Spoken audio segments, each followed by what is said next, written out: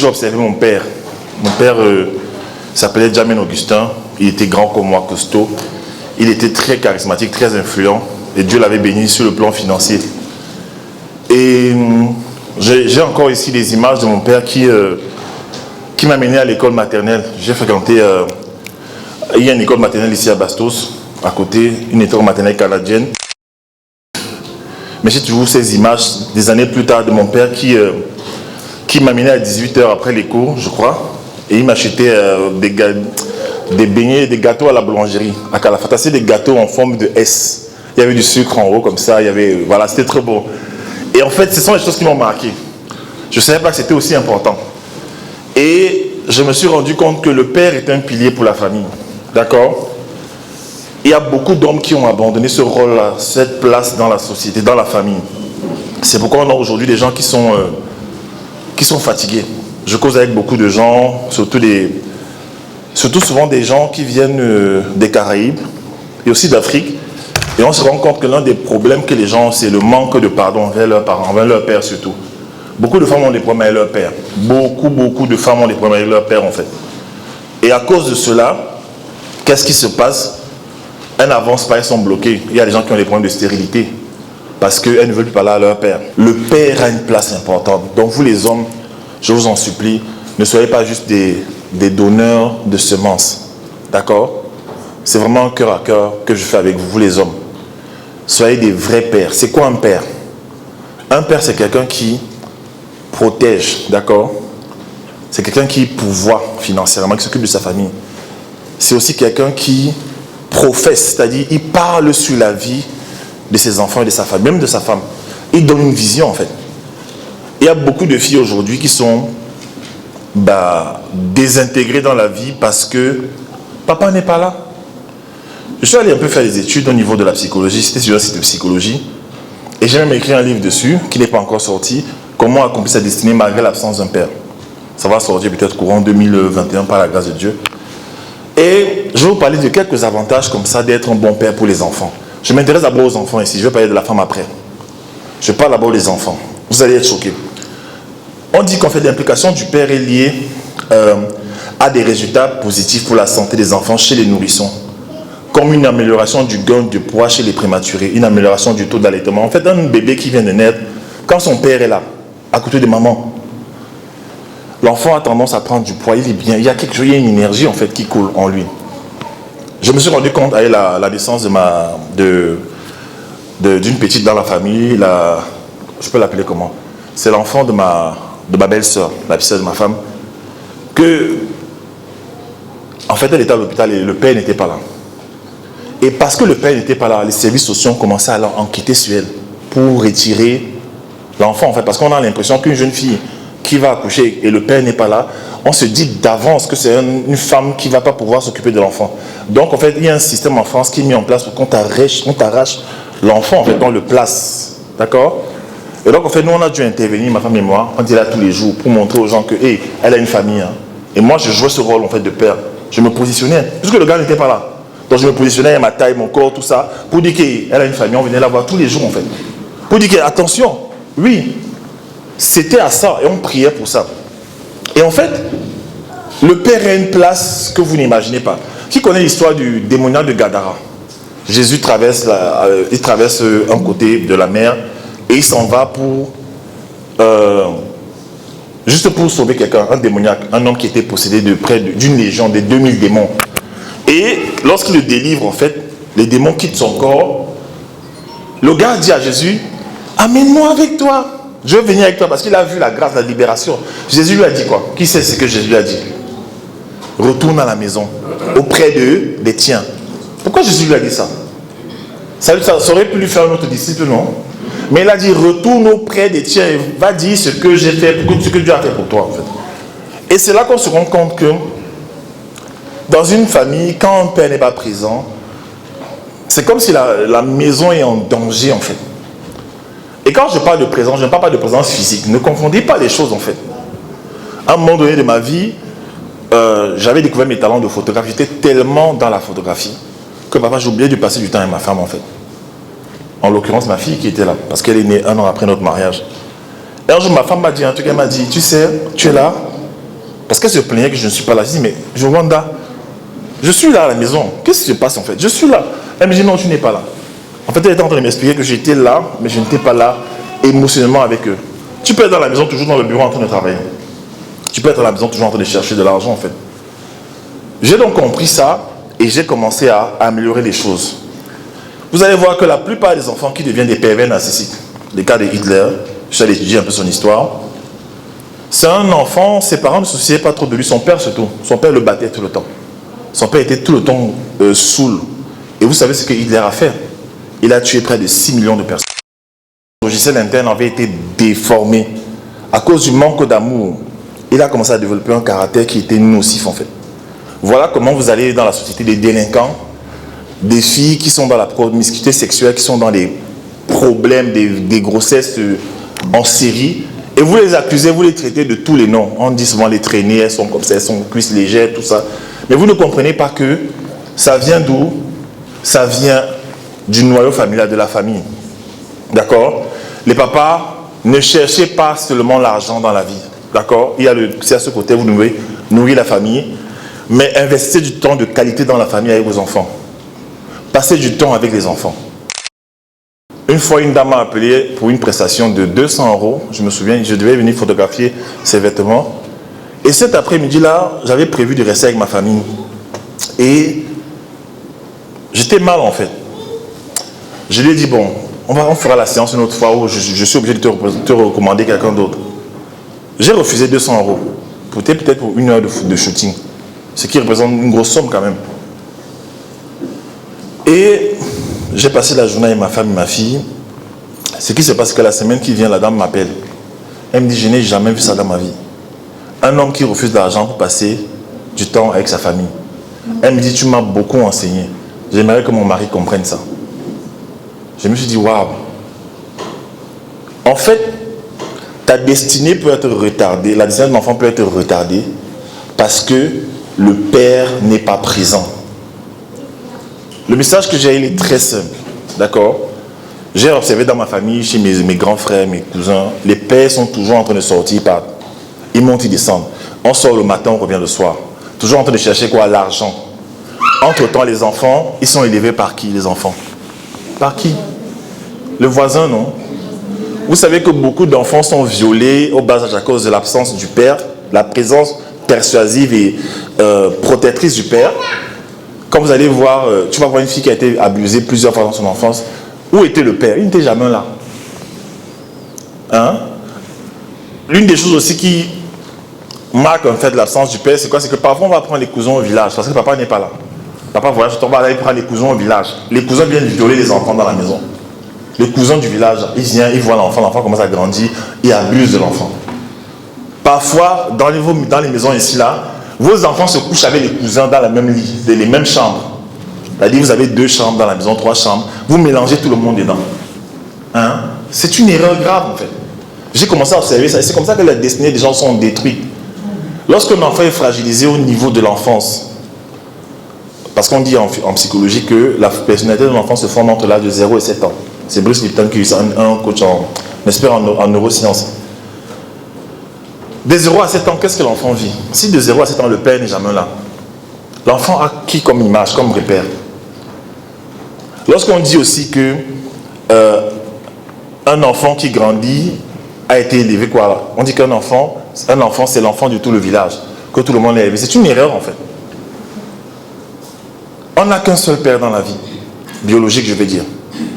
Donc en fait, lorsque le père ne joue pas son rôle principal de présence, de conseil, d'amour, il y aura un problème plus tard dans le logiciel interne de l'enfant. C'est pour ça qu'il y a des enfants qui n'arrivent pas à obéir à Dieu. Moi, pourquoi j'appelle Dieu papa? Pourquoi j'entre facilement dans la présence de Dieu? C'est parce que moi j'ai l'image de mon père. J'ai encore les photos de moi et mon père. Hein. J'étais petit comme ça, il allait au studio photo en vogue avec moi. Il faisait des photos avec moi. Mon père, il m'a donné mon nom, William Jamin. C'est M. Jamin Augustin qui m'a donné son nom en fait. Je marche partout avec le nom de mon père. Vous comprenez ça? Donc il y a eu ce moment avec papa où il m'a donné des conseils. Où par exemple, un conseil que mon père m'a donné, comme il faisait des affaires, il était entrepreneur, commerçant, un de ses amis nigérians était venu, qui vendait des appareils photo, les télévisions, voilà. Il vendait des télévisions qui venaient de Chine, je crois.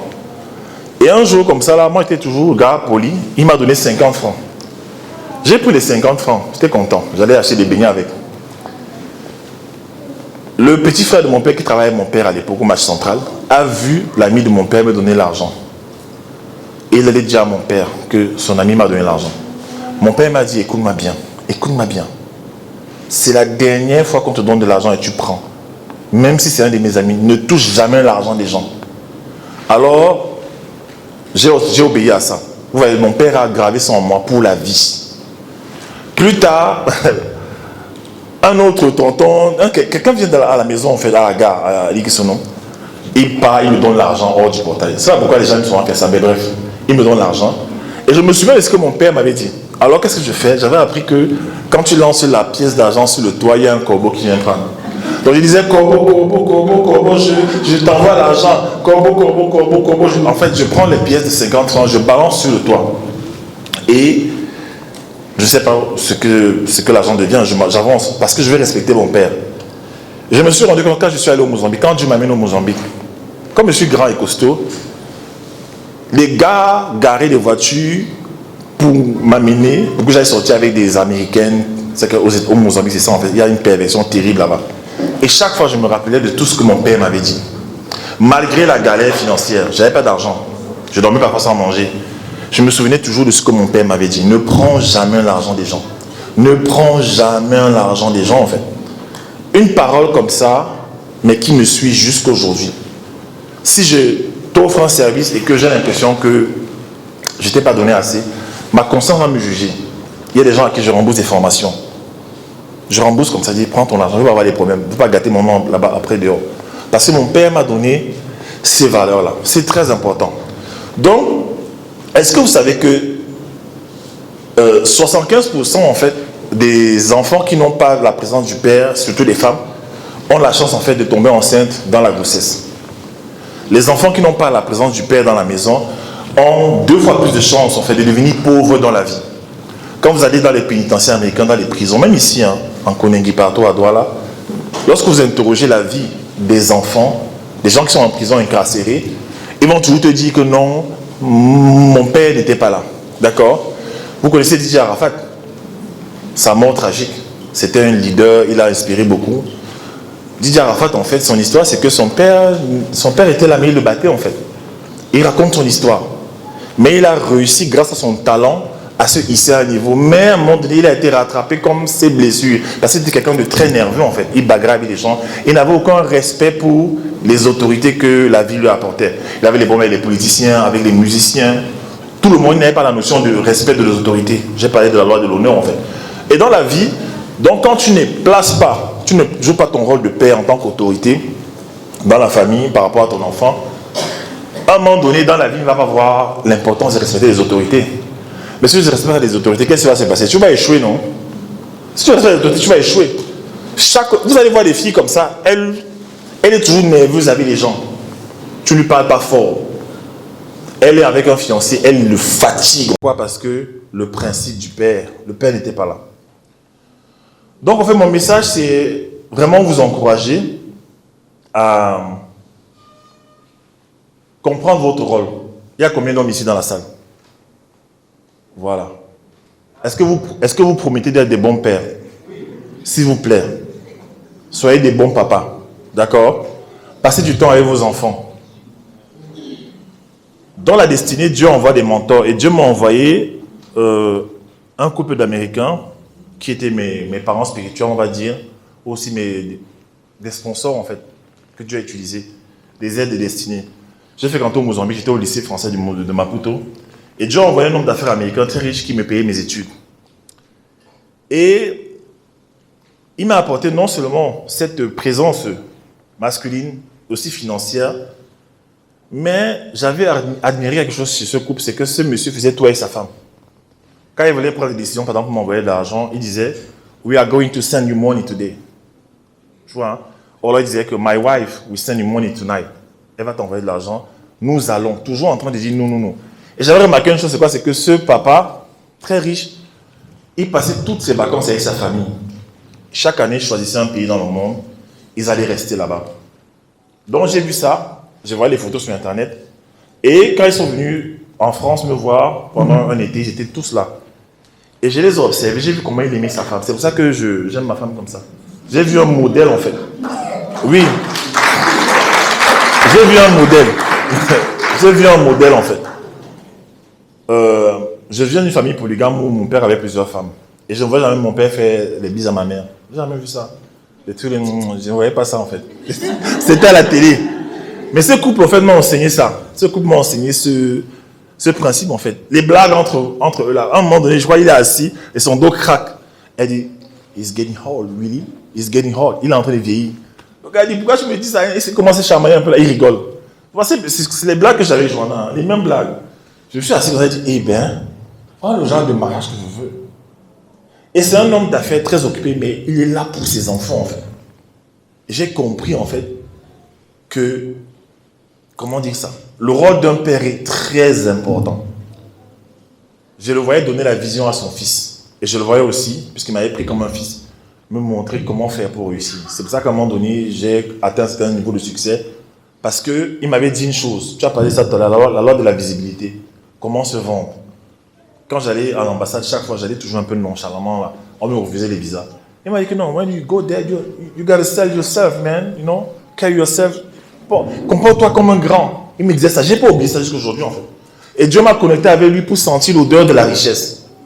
Mais comme mon père était mort entre-temps, Dieu m'a amené un deuxième père. Vous comprenez le rôle du père?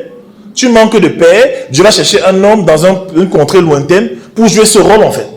Donc je prie que pour celles ici, je sens ça, qui n'ont pas eu de figure paternelle, que Dieu vous apporte des pères. Amen. Que Dieu joue d'abord ce rôle dans vos vies. Et qu'il vous amène des hommes qui ne vont pas abuser de vous. Qui vont vous aimer comme des pères. Parce qu'il y a des pères souvent qui disent que ma fille, je vais être ton père, je m'occupe de toi. Après, il essaie de coucher avec toi. Si tu es comme ça ici, ne sois plus comme ça. Voilà. C'est extrêmement important que Dieu te restaure. Que Dieu te restaure au nom de Jésus-Christ. Et qu'il t'amène des aides. Que Dieu joue d'abord le rôle premier de père dans ta vie. Seigneur, restaure ta fille, Père. Ma reconnaissance. Qui connaît ce chant? Seigneur, pardon, aidez-moi. Ma reconnaissance, j'ai envie. Ma reconnaissance, Jésus.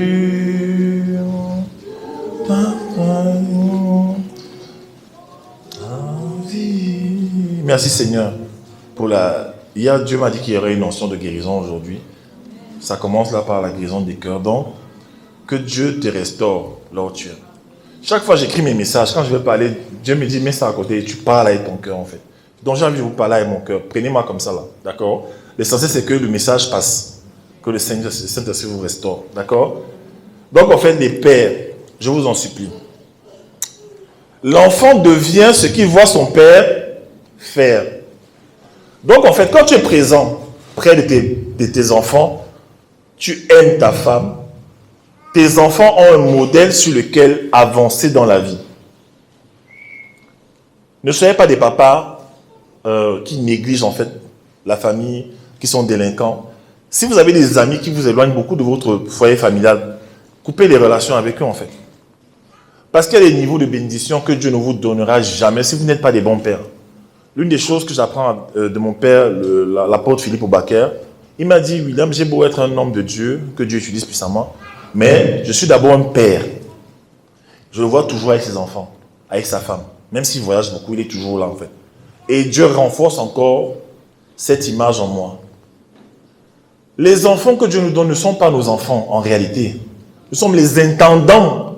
Ce sont des gens que Dieu envoie dans nos vies pour qu'on les propulse.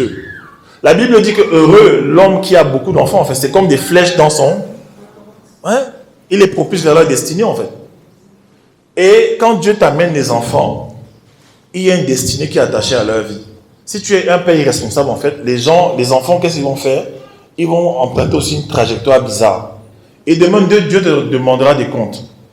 Qu'est-ce que tu as fait de ma fille? Je t'ai donné une fille qui avait le talent de musicienne, talent d'écriture. Qu'est-ce que tu en as fait? Est-ce que tu l'as aidé à ce niveau? Est-ce que tu l'as aidé à devenir un écrivain? Est-ce que tu l'as aidé à honorer mes préceptes? Est-ce que tu l'as aidé? Est-ce que? D'accord. Autre chose, on m'a dit qu'ici, bon, on n'a pas besoin de me dire, j'ai vu même dans la famille, beaucoup de papas sont infidèles. S'il vous plaît, arrêtez ça. Je sais que ça va faire calme, oui, c'est calme, bon, c'est tabou. Oui, oui. J'ai dit, les affaires de 2 ans, mais ça vous donne quoi en fait? Ça diminue l'argent dans ta vie. Les filles de dehors, là, diminuent l'argent dans ta vie. Hein? Et vous les femmes, ta voisine, hein, je ne parle pas de toi, qui sortait avec les maris des gens, qu'est-ce que vous faites? Je vais vous expliquer ce que c'est. Juste une transition. Tu prives la famille de sa graine. Hein? Tu prives la famille de sa graine. C'est-à-dire que tu es une fille, ton gars, ton homme marié te donne l'argent. Tu es content, tu es heureuse de ça. Tu es heureuse de ça. Tu ne sais pas, certains ne partent pas à l'étranger étudier à cause de l'argent que tu as mangé. Parfois, l'homme te donne l'argent de la scolarité de ses enfants qui représente la destinée des enfants. Tu prends ça, tu manges, tu es content. Tu vois, tu vas à Dubaï, tu es fier de toi. Tu dis à tes amis que tu as réussi. Cette mentalité-là de sortir les hommes mariés, là, il faut arrêter ça. Ça devient la norme ici, en fait. Dieu n'est pas dans ça. Et vous n'avez pas besoin d'être chrétien pour comprendre ça. Toutes les cultures savent qu'on ne sort pas le mari de... Toutes les cultures savent qu'on ne sort pas la femme de... Pourquoi ça devient normal? Jusqu'à ce que vous menacez même les gens. Une femme m'appelle une fois, elle me gronde. Elle dit qu'elle est fâchée. Hein? Elle sort avec un homme marié. Et c'est tranquille. Elle sort avec un homme marié, là, il ne consacre plus assez de temps. Il est toujours avec sa femme. Et à l'époque, je bouillonnais comme un volcan. J'avais envie de lui dire des phrases. Est-ce que tu sais que tu es une voleuse de mari? Et Dieu m'a amené à avoir l'amour inconditionnel. Parce que ces gens aussi, ils ont des problèmes qui les amènent dans ça, en fait. D'accord? On se lève un matin pour dire comment sortir un homme marié. Parfois, les hommes mariés viennent, ils te proposent des choses alors que tu es dans la précarité. Et les hommes mariés, ils savent que tu es belle pour sortir avec toi, ils te donnent d'abord une voiture. C'est dur de refuser quand tu sors de la galère. Agent de taxi, 300 €. Agent de taxi, si c'est là un taxi, l'argent de la nourriture, ça va être combien? Il te dit non, c'est rien. Bon, écoute, va à Bastos, tu prends un appartement si tu veux. Voilà, je suis à Dubaï, là, j'arrive. Tu m'attends, il te réserve comme on réserve une paire de chaussures dans un magasin. Voilà comment certaines femmes fonctionnent. Hein? Et autour de ça, qu'est-ce qu'il y a? Il y a les enfants, non? Qui captent cette énergie dans la famille. Après, vous avez les enfants impudiques. Les enfants impudiques, en fait, qui ont vécu ça. Est-ce que tu sais que tu peux être une femme qui trompe ou un mari qui trompe, qui va dehors, et ton enfant ne te voit pas faire, mais il y a comme un esprit qui coule, une notion, une chose qui coule en lui, en fait. Et il commence à lutter. Il y a des gens qui commencent à beaucoup lutter avec l'impudicité. Tu dois lutter beaucoup. Je connais quelqu'un dans une église une fois qui me fatiguait. Chaque fois qu'on parlait des esprits de sirène, il était par terre. Et le gars, c'était comme si on avait appuyé un bouton. Il était comme une balle de ping-pong. Il est là-bas. Dès qu'on dit impudicité, pouf, il est ici. Tu te souviens, voilà. Impudicité, dimanche qui vient, il est là-bas. Pouf, il est là-bas. C'est-à-dire que le Saint-Esprit, j'ai dit, hein, il y a le Saint-Esprit le propulsait comme une balle de, je ne sais pas. Pouf. J'ai dit, mon frère, un jour, il dit, mon frère, tu vas t'arrêter comme, c'est quoi? Mais ce sont souvent les héritages, en fait, qu'on a transmis aux enfants. Moi, j'ai connu un monsieur, et il aimait les femmes jusqu'à... Mince. Il aimait les femmes. Il y a toutes les femmes disponibles hein, pour les gens comme ça. Son fils était pareil. Les femmes. Et après, j'ai observé la vie de son fils. Son fils avait du mal à réussir sa vie. Vous comprenez ça? Cette conférence, c'est pour revenir aux fondamentaux de la vie. Je vous parle en fait avec des thèmes très simples. Vous connaissez mes vidéos, non? Je suis très simple en fait. On ne sort pas avec les maris des... Si tu sortais avec un mari de quelqu'un ici aujourd'hui, je détruis ça au nom de Jésus-Christ aujourd'hui.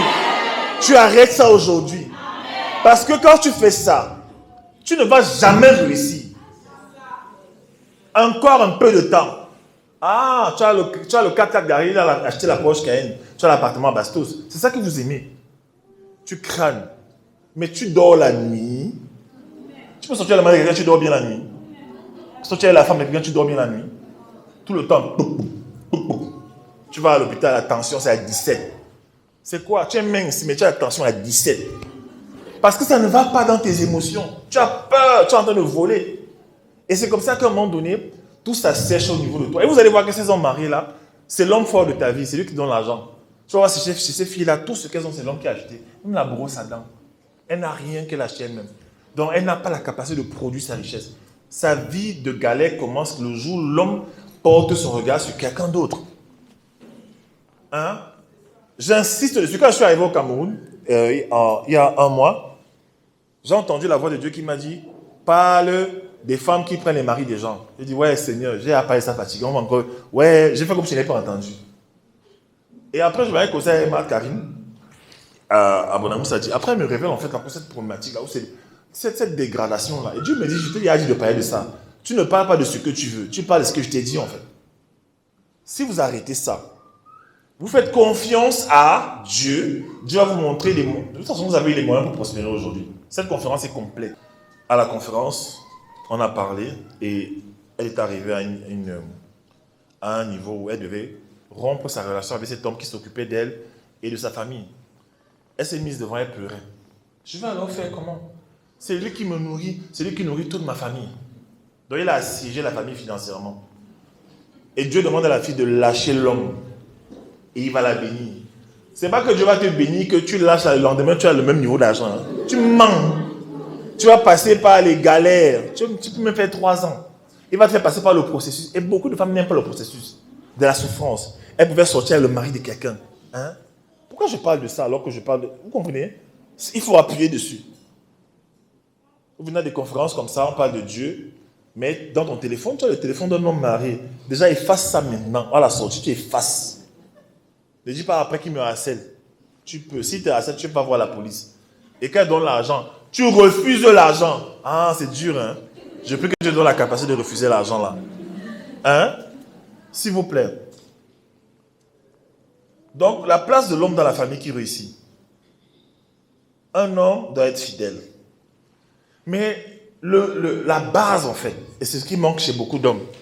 L'homme de Dieu a dit tout à l'heure, vous aurez beau faire des coachings, des conférences, des stratégies. Si votre vie n'est pas marquée, ancrée en Christ, vous vous baladez en fait. Jésus a dit que vous ne pouvez rien faire sans moi. Dieu m'a accordé la grâce de réussir et je sais que c'est dû à ma relation avec le Seigneur. Tout ce que je fais en fait, c'est Dieu qui m'inspire. Tout ce que je fais. Tout ce que je fais, c'est Dieu qui m'inspire en fait. J'ai décidé de bâtir ma vie sur ce rocher-là. J'ai décidé d'abandonner. Vous savez, tu atteins un niveau où tu laisses ta vie totalement au Seigneur. Tu dis, Seigneur, je ne sais pas ce que je vais manger demain. Moi, j'ai dormi les nuits au Mozambique sans manger. Hein. Au Mozambique, dans un pays étranger, on peut finir avec toi. Mais j'avais dit à Dieu, j'avais mon petit testament bleu là, les petits Bibles, le Nouveau Testament. C'était ma part des Bibles là-bas que je connaissais. Je disais, Seigneur, tu nous as amenés ici, on ne va pas mourir. Hein. Parce qu'il y a les nuits, je dormais sans manger. Quand j'ai dit ça à ma femme plus tard, elle ne croyait pas. Parce qu'elle a vu comment Dieu commençait à bénir, à me bénir. Je lui ai dit que non, ça n'a pas toujours été comme ça. J'ai dit, il y a les nuits, je ne mangeais pas en fait. Donc la base en fait, les hommes qui sont accrochés au Seigneur et qui craignent le Seigneur, ils vont être des bons pères. Un jour, j'étais à la maison et je sentais que dans mon mariage, je n'étais pas un bon père, un bon mari. Je faisais des erreurs avec ma femme. Tout le temps, je faisais des erreurs. Moi, je viens d'une famille, mon père était notable chez les Banganté. Ma mère est dans la chefferie Bana. Hein? Mon tonton, ce sont des princes. Un tonton. Voilà, c'est des princes. Voilà. Et donc, en fait, j'avais ce côté un peu de mon père là qui aime un peu, tu vois, tu aimes un peu contrôler, tu aimes un peu t'imposer là. Et ma femme, ça ne marchait pas en fait. Ça ne marchait pas. Et Dieu m'avait dit que non, c'est pas comme ça. Tu vas amener ta culture du village là dans ton mariage. Et oui, tu vas amener ta culture du lait de chez vous les Banganté là. Tu viens t'imposer. Non. Ma femme vient ma femme est boulot. Et dans sa famille, en fait, c'est soft. Et j'avais besoin d'un côté soft. Dieu est stratège, en fait. Je me souviens une fois, à l'époque, elle travaillait. Moi, j'étais étudiant. J'étais rentré très tôt. Dieu me dit de cuisiner pour ma femme. Mon frère, je commence à cuisiner. Je faisais des boulettes avec des boulettes de bœuf avec des épinards et du riz, je crois. Je cuisine très bien. C'est un talent que Dieu m'a donné. Et ma femme bénit Dieu pour ça. Voilà. Et ce jour-là, j'entends une voix qui me dit, j'ai dit, hein, tu cuisines pour une femme, regarde-moi ça, regarde. Regardez-moi un homme. Tu dis que tu es un homme, tu cuisines pour ta femme. Regarde, regardez. Je résiste à la voix me dit que mince. Regarde-moi un gars, il cuisine pour la femme. Elle va venir s'asseoir, elle va s'appeler à la télé. Tu cookes pour elle. Tu es son boy. Tu te souviens par exemple de ta famille, ton père ne cuisinait jamais. Ton père rentrait du boulot, il garde sa voiture, il monte se débarbouiller un peu, il allait au salon. Son plateau de poulet brisé déjà là, et ses trucs, il mange, il va faire sa sieste, il repart au boulot. Le soir, il revient, même chose tous les jours, à part ses voyages. Et c'était une bataille, je la regarde, je suis comme ça en train de cuisiner, je la regarde comme ça, les nerfs. Je dis que c'est vrai, hein, si je fais ça, si j'habitue la femme à cuisiner tout le temps, je cuisine comme ça, elle risque finalement de ne même pas être soumise en fait. Elle risque de me dominer. Ça c'était les pensées qui venaient d'où? Pas de Dieu. Et Dieu m'a dit, je t'ai donné les talents de cuisinier pour réjouir ta femme dans ton mariage aussi. Ma femme cuisine, mais moi aussi je cuisine. Et il y a des saisons où elle n'a pas envie de cuisiner. Je n'ai pas lui mettre la pression. Moi, je vais à la cuisine, je cuisine. Et il y a des plats qu'elle me demande souvent de faire. Elle me dit, quand elle veut que je cuisine, elle me dit, Willy, pourquoi tu fais plus ton plat de saumon avec le riz en genre là? Elle me dit, une fois tu avais acheté la poule. Tu te souviens de la poule que tu as acheté? Alors, une fois, je ne sais pas si ça me prend souvent, je suis allé acheter la poule. Et j'ai fait une sauce bizarre là, inspirée par Dieu en fait. C'était tellement... Elle dit que ouais, c'est trop bon. Ma fille dit aussi, oui papa, tu ne fais plus ça. Le poulet. Et je m'en vais cuisiner. Voilà le rôle d'un père. D'accord? Il cuisine aussi. Dans la Bible, les hommes cuisinaient aussi, non? Hein? Je ne dis pas à tous les hommes de devenir des cuisiniers. Hein? Si Dieu donne le talent, tu cuisines. Attention, n'allez pas prendre ma parole comme une parole d'évangile. Je vous donne des conseils. Aidez aussi vos femmes. D'accord? Donc, c'est très important de jouer ce rôle. Maintenant, on a vu que l'enfant a besoin de la présence du Père, n'est-ce pas? Maintenant, j'ai envie de parler de la femme, la place du rôle, le rôle de l'homme dans la vie de la femme. Une chose que je vous recommande de faire est d'éviter les hommes. Quand tu vas rencontrer ta femme, tu vas découvrir que ta femme a des défauts. D'accord? Parfois, elle ne sait pas. Parfois, c'est un truc qu'elle ne sait pas faire. Peut-être qu'elle ne sait pas cuisiner. Ta femme est une habitude que les gens ne connaissent pas, que toi tu connais. Tu ne vas pas exposer ta femme dans ta famille. Je vous en supplie. Ne faites jamais ça. Un bon mari, qu'est-ce qu'il fait? Il couvre la tête de... Hein? Tu couvres la tête de ta femme en fait. Il y a parmi vous là des hommes, bon, les hommes là dehors, vous livrez vos femmes à vos familles. Tout le temps, quand ta femme te fait quelque chose, tu vas t'asseoir chez tes parents, avec tes soeurs, tu racontes ce que ta femme t'a fait. Et demain, qui vient insulter ta femme? Ce sont tes soeurs. Quand tu épouses ta femme là, tu dois cacher ses défauts. Tu dois la protéger parce que tu es son nouveau papa en fait. Tu la protèges, non, comme un père fait. Au mariage, qui donne la main de la femme au mari? C'est le père. Il y a une transition entre un père et un autre. Le père te dit, ok, je me suis occupé de ma fille pendant des années, je l'ai nourrie, je lui ai payé les études, je veux que tu joues maintenant ce rôle. Mais c'est quand un père a ses enfants qui font des conneries, est-ce qu'il va raconter partout? Non, il cache les trucs de ses enfants en fait. C'est ce que vous devez faire avec vos femmes aussi. Protégez vos femmes. Gardez vos femmes. D'accord? C'est extrêmement important. Quel est le rôle encore du père dans la famille? La place d'un homme dans une famille qui réussit. C'est que l'homme doit être constamment connecté à Dieu pour recevoir la vision. Une chose qui perturbe les femmes souvent, c'est quand l'homme n'a pas de vision. D'accord? Une femme qui est guidée par un homme qui n'est pas connecté avec Dieu, elle va aller n'importe où. Et c'est frustrant pour une femme de ne pas savoir quelle est la prochaine étape. On va où? Qu'est-ce que Dieu a prévu? Qu'est-ce que tu penses de ça? Elle va toujours te demander, qu'est-ce que tu penses? Qu'est-ce que tu penses? Certains hommes n'ont pas cette dimension-là. D'accord? Qu'est-ce que tu dois faire? Tu dois prendre le temps de prier pour ton mari. S'il n'a pas cette dimension, ça peut arriver. D'accord? C'est extrêmement important. Maintenant, j'aimerais vous donner des conseils, vous les hommes, encore des conseils pour la réussite de la famille.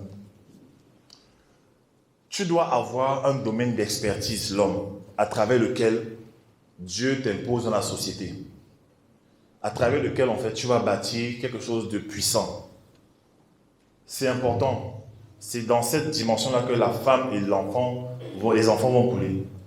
Qui connaît ses talents ici? Des hommes, qui connaissent ses talents? Voilà. Vous voyez? Il y a très peu d'hommes qui connaissent leurs talents. C'est pas bon, en fait. D'accord? Le monsieur a chanté tout à l'heure. Il a exercé avec quoi? Avec son talent. Il est invité, il est connu. Moi, j'ai chanté sa chanson que je connais depuis des années. Ça m'a bercé. En fait, j'entends ça depuis, en fait. Mais c'est aujourd'hui j'ai eu le privilège de le connaître, en fait. Mais c'est grâce à quoi? Qu'il a développé, en fait. Vous avez besoin de développer cette dimension. Vous devez être expert dans un domaine. C'est très important. Un homme de bien ne laisse un héritage aux enfants de ses... Vous devez laisser un héritage. Il y a des hommes, quand ils partent, ils n'ont rien laissé. Je ne parle pas forcément de finances. C'est important les finances. Mais un héritage, ça peut être un savoir-faire. Quelque chose sur lequel les enfants peuvent rebondir pour avancer dans la vie. Vous allez voir les ateliers, la maison Louis Vuitton. C'est l'histoire d'un père qui faisait les bagages de luxe, tout ça. Il laisse à ses enfants, il développe. Vous voyez les grosses marques comme Hermès. C'est la même chose en fait que nous devons faire. Nous devons faire en fait. Lorsque tu écris un livre, tu es déjà en train de laisser un héritage en fait à ta famille. Mais le livre contient quoi? Ton expertise. Un des problèmes des hommes, c'est que beaucoup d'hommes manquent de connaissances. D'accord? Beaucoup d'hommes manquent de connaissances. On a été habitué avec la culture selon laquelle, pour réussir sa vie, il faut avoir de gros diplômes, avoir un boulot à la fonction publique. Beaucoup d'hommes fonctionnent comme ça. Et autre chose, j'aimerais aussi dire, un couple doit travailler ensemble, selon la volonté de Dieu. S'il vous plaît. Avant, je voyais, j'ai vu dernièrement un cas de figure qui m'a un peu dérangé. Un homme travaille en Konsamba, sa femme travaille à Douala ou à Yokohama. Qu'est-ce qu'ils vont chercher? Chacun va chercher l'argent. La famille évolue comment? Or, à l'origine, dans le livre de la Genèse, on dit quoi? Que Dieu réunit l'homme et la famille les bénit et il leur donne un ordre. D'accord? Soyez féconds, multipliez-vous, remplissez, assujettissez, dominez en fait. Normalement, dans la pensée de Dieu, d'accord, dans la destinée, Dieu veut qu'un homme et sa femme se mettent ensemble pour accomplir une destinée. D'accord? Donc souvent, merci, que Dieu te bénisse. Souvent, quand vous allez voir dans un foyer où l'homme travaille dans son domaine, la femme travaille dans son domaine, il y a deux visions, ça veut dire division. Donc priez dès ce soir, demandez à Dieu, Seigneur, quelle est la vision commune que tu m'as donnée pour ma femme en fait.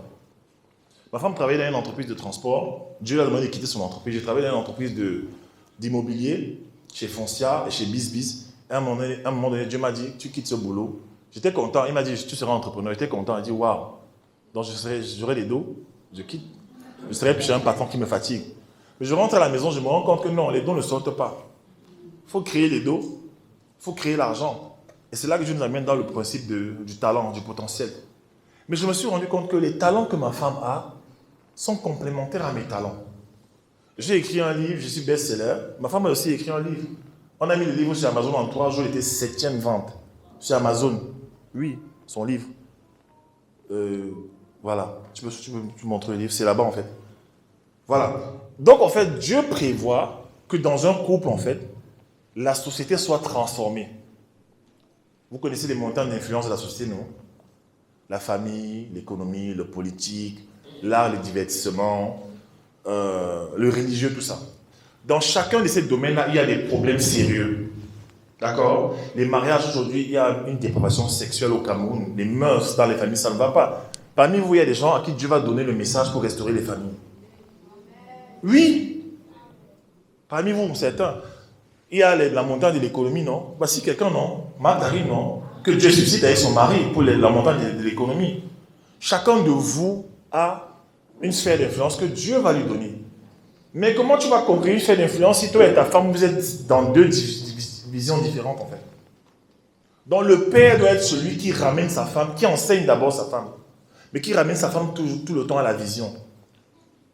Quand je me suis marié, après, quand Dieu nous a demandé de quitter le boulot, tout ça, ma femme a commencé à être très inquiète sur le plan financier. Pourtant, Dieu nous a demandé de tout laisser. Et moi, ça me frustrait en fait. Je dis, mais Seigneur, c'est comme si tu ne l'as pas parlé. Pourquoi tu me dis et tu ne lui parles pas? Donc chaque fois qu'on a des problèmes d'argent, naturellement, les femmes sont elles sont de type sécurité. Même si tu aimes Dieu comment, si le frigo est vide, ta femme va te rappeler ça. Même si Dieu vous a promis beaucoup d'argent. Et vous connaissez les paroles là, chérie, Dieu a dit qu'il pourvoira. Dieu a dit, je vous nous voir dans les hôtels. Oui, mais pour l'instant, vous êtes dans le studio. Hein? Tu dois faire quelque chose par rapport à ça. Même si elle aime Dieu, tu vas la sentir sur ta tête. Ouang, comme les abeilles. Ouang, ouang, ouang. La femme ne connaît pas ça. Dieu l'a créée comme ça, de type sécurité. Elle a besoin que le frigo soit plein. D'accord? Elle a besoin que le loyer soit payé. Ça n'a rien à voir avec le Seigneur ici. Hein. C'est pratico-pratique. Donc tu dois maintenant te retourner vers Dieu que Seigneur, je fais comment? C'est toi qui nous as demandé de tout lâcher. Donc pendant que je demandais ça à Dieu, Seigneur, c'est comment? Dieu me donne des idées. Il y a beaucoup parmi vous, Dieu vous donne des idées de prospective, mais vous négligez, vous ne voulez pas. Peut-être au sort de la galère. Elle a dit tout à l'heure que l'argent, c'est des idées. Dieu a commencé à me dire, ok, tu veux nourrir ta famille, fais la photo. Je développe la photo. Après, j'ai commencé à faire les mariages, les événements, les anniversaires. Boum. Après, boum, on m'invite au Cameroun, on me paye les billets d'avion. Boum, l'argent vient. À tel point que j'arrive une année au Cameroun avec ma femme et je décide de rester au Cameroun avec elle. Parce que Paname, c'était trop dur à Paname. Trop dur. Ouais, les factures. Le stress de Paname. Je faisais les mariages à 1 million de francs la journée. 1 million de francs CFA. Alors j'ai inventé une histoire. Ma famille dit que non, on peut rester ici. On prend un appartement à Bonapriso. Si je fais un mariage par week-end, comme je suis bon en marketing, là, ça nous fait 4 mariages, ça fait 4 millions par mois. On a un grand appartement. Elle me dit, mais mes talents de couture, je dois faire stylisme. Je dis, non, on prend un appartement. Dans l'appartement, je te prends une grande salle, je mets ça, je mets les machines. C'est-à-dire que mon cerveau a commencé à lui donner les réponses, mon frère. Mon frère. Et Dieu m'a résisté à travers elle. Elle dit, non, non, non, non, je ne veux pas. Chaque fois, j'essayais de négocier, même dans la chambre la nuit, on dort. Je dis, ouais, accepte alors. Elle n'accepte jamais. Et je suis triste. Et c'est là qu'une de ses belles-sœurs appelle du Canada. Elle nous dit que, ah, William, j'ai vu que tu étais au Cameroun et tu voulais rester au Cameroun avec ta femme. Ça veut créer un grand problème dans ton mariage. Il ne faut pas que tu restes au Cameroun. Et en fait, Dieu ne voulait pas. Mais la vérité, c'est quoi? C'est que si j'étais resté au Cameroun l'année là, j'allais toujours être photographe. D'accord? C'est une profession qui me donnait l'argent. Je gagnais beaucoup avec. Mais ce n'est pas seulement à ça que Dieu m'appelait. Je ne serais pas aujourd'hui en train de vous coacher. Je me serais limité. Et j'avais entendu la parole, ne t'arrête pas chez Poti. Ne t'arrête pas dans cette... Potiphar représente dans la Bible, en fait, cet endroit-là où tu commences déjà à gagner un peu et tu veux te contenter de ça. Tu as parlé de ça normal, Karine. Tu commences à avoir un peu d'argent, tu as des accès, tu commences à manger un peu mieux. C'est pas des choses... L'argent vient, tu es content. Beaucoup de gens s'arrêtent là. Pourtant, Dieu a encore un niveau plus élevé pour eux, en fait.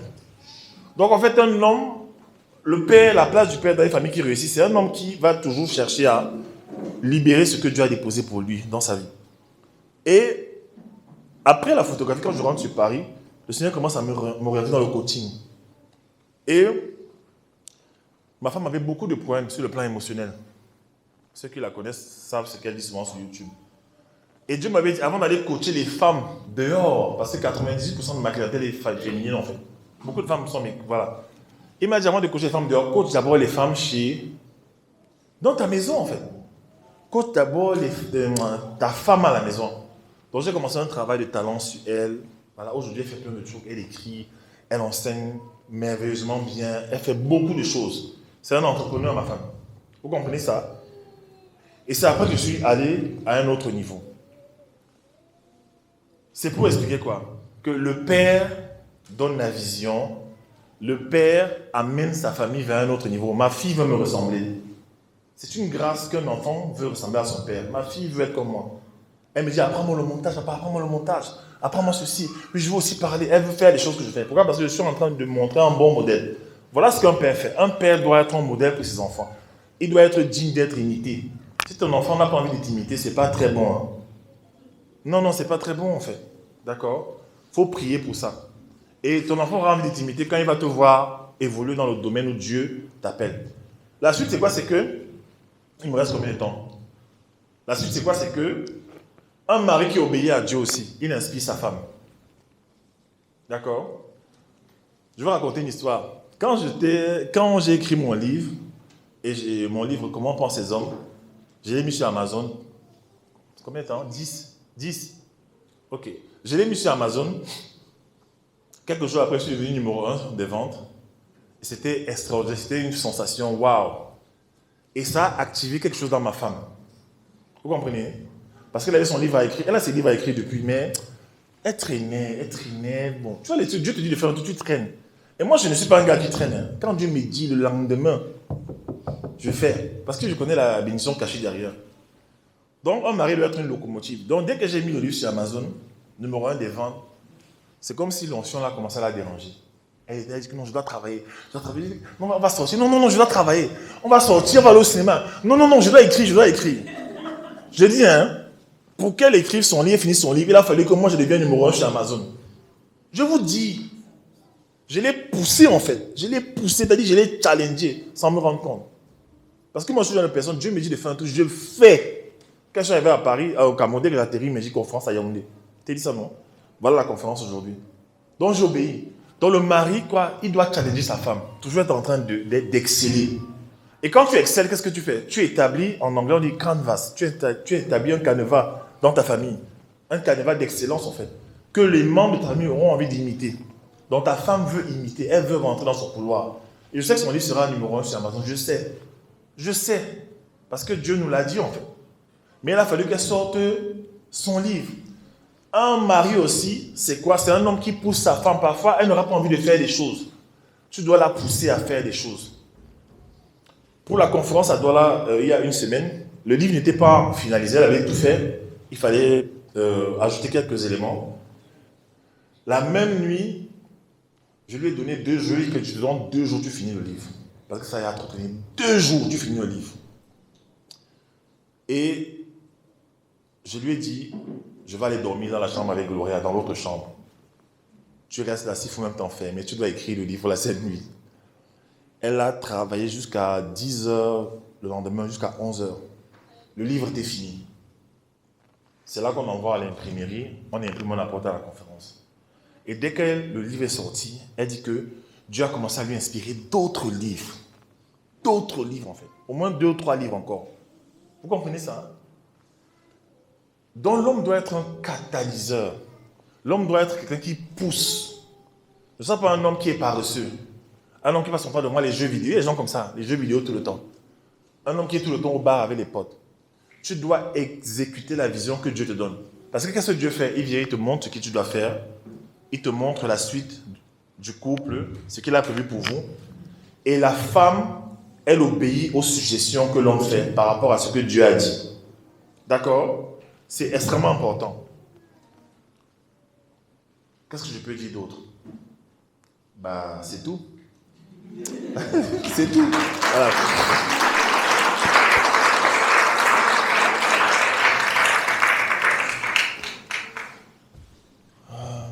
J'ai fini.